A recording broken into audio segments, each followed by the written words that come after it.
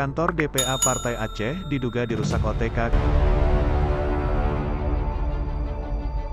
Kantor Dewan Pimpinan Aceh, DPA, Partai Aceh PA di Jalan Mr. Muhammad Hasan, Kecamatan Lumbata, Kota Banda Aceh, dilaporkan dirusak orang tak dikenal, Rabu malam, tanggal 7 April tahun 2021.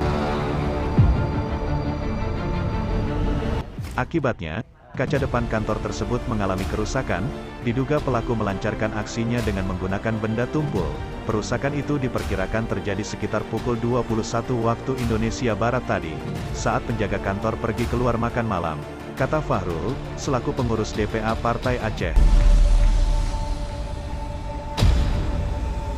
Melihat kantor kaca sudah pecah, penjaga tadi langsung melaporkan kepada aparat kepolisian. Ujarnya, pihak kepolisian telah melakukan olah tempat kejadian perkara dan memasang polis lain di lokasi tersebut. Petugas kepolisian dari tim Jatanras Poltabes Banda Aceh dan personel Polsek Lumbata terlihat masih bekerja mengumpulkan data dan olah tempat kejadian perkara. Sumber, Berita Kini.